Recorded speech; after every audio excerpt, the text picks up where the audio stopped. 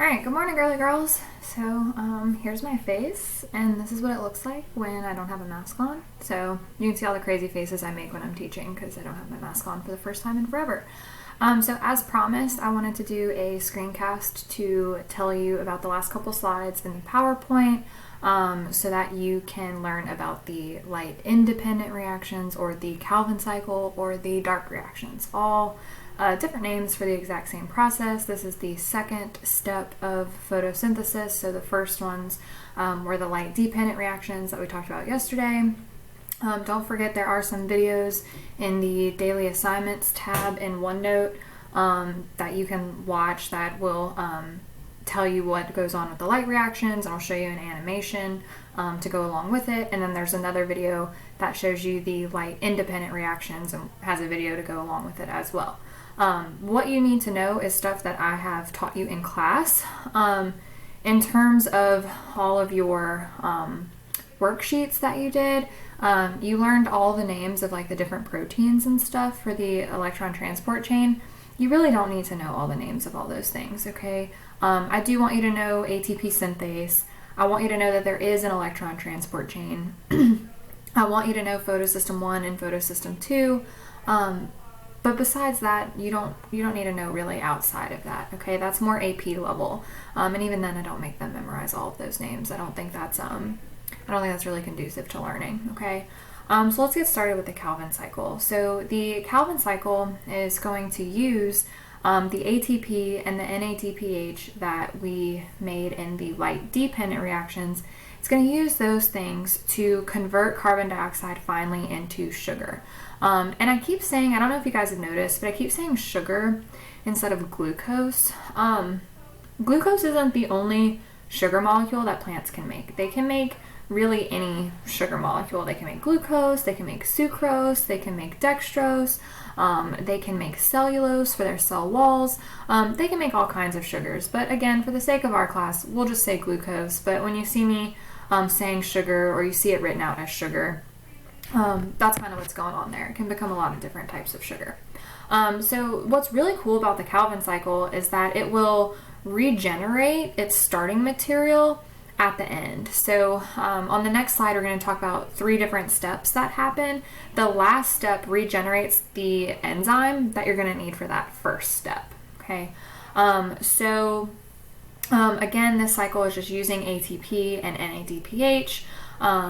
And it says reducing power of electrons carried by NADPH. So remember, we smacked all the electrons onto NADP+, making it NADPH. It is reduced, and it can go reduce something else. The something else that it's going to go reduce is the carbon dioxide. Okay, so the 3 phases for the Calvin cycle, or the light-independent reactions, are 1, carbon fixation. So I told you about this yesterday. But carbon fixation, basically the carbon dioxide, it doesn't really want to accept electrons the way it is, so it needs the help of an enzyme to fix it so that it does want to take on those electrons. And that enzyme's name is Rubisco.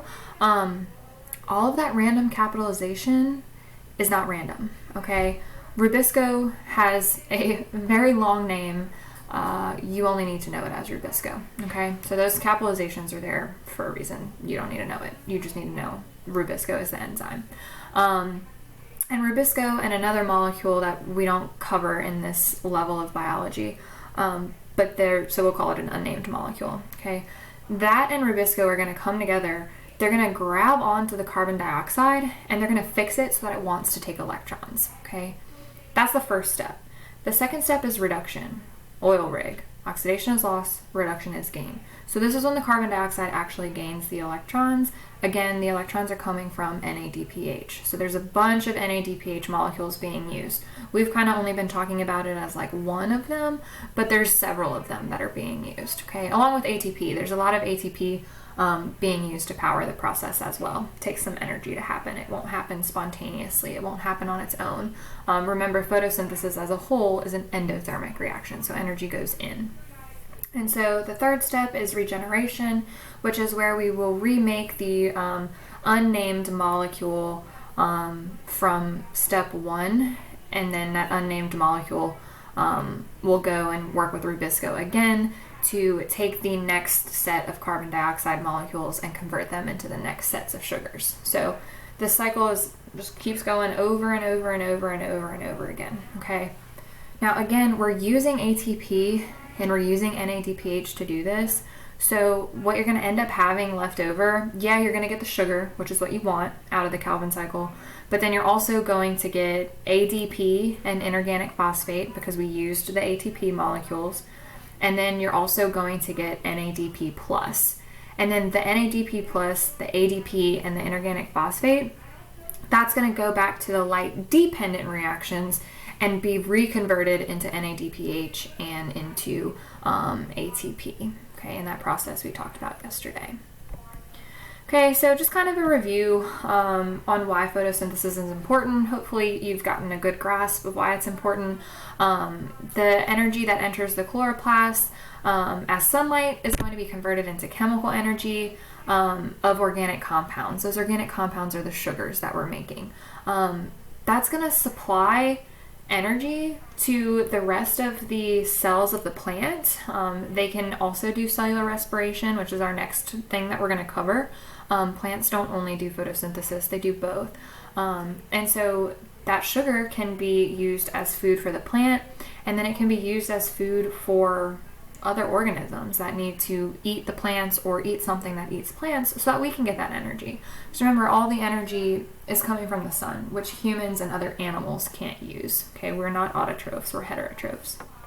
Okay, and so the other thing that sugar can be used for is it can be used as like the carbon skeletons. If you remember back from our biochemistry unit, it can be used as like the backbone or the skeleton for other macromolecules to be made from. So it can be used to then be made into nucleic acids. It can be used to be made into amino acids for proteins.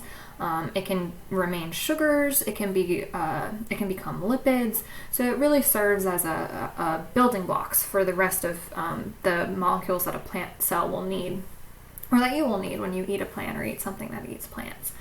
And then plants will also store, if they have like excess sugar, which they do a lot when it's about to be fall and winter, they will store a lot of their extra sugar as starch in like roots, tubers, which is just like potatoes, seeds, and fruits will store that extra sugar. And then not only does photosynthesis produce food for everything else, it also produces a lot of the, or all of, the oxygen in our atmosphere. Plants supply some of that oxygen. Algae provides a larger portion of that oxygen, but it's all coming from the process of photosynthesis. And then on this slide is just a picture of all of photosynthesis taking place. So I'll kind of run over it real quick. So we have our chloroplast, which is this big guy right here. Okay, see, it's labeled as the chloroplast for us.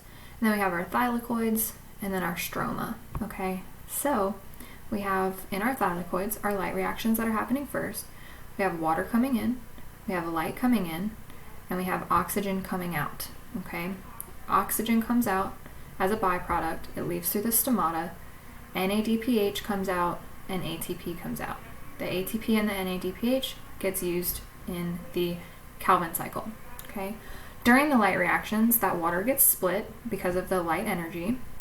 The electrons are going to move to photosystem 2, then they're going to go down an electron transport chain, then they will move to photosystem 1, and then they move through another very short electron transport chain and end up becoming NADPH from NADP+. Okay? Then these guys right here are going to go ahead and move into the Calvin cycle. We have carbon dioxide going in, we have sugar coming out, and we have NADP plus coming out, and ADP and inorganic phosphate coming out. Okay, those are going to be used in the light reactions. So you can see how this is all connected to each other, and it's important that we have stuff happening in the thylakoids and then out in the stroma, because otherwise this whole process couldn't work. So remember, the structure of something tells us the function. So it has in here 3-phosphoglycerate, and G3P, RUBP. You don't need to know those names, okay? So carbon dioxide comes in, this first little stop, this is going to be where carbon fixation happens.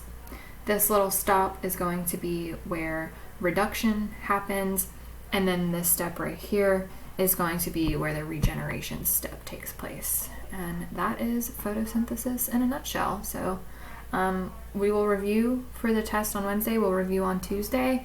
I'm not quite sure how available I'll be over the weekend because I'm moving. I'll try to definitely set some time apart so that you guys can ask me any questions that you have over the weekend. I'll shoot you guys an email. So anyway, I hope you have a great weekend. Happy Friday. Bye, guys.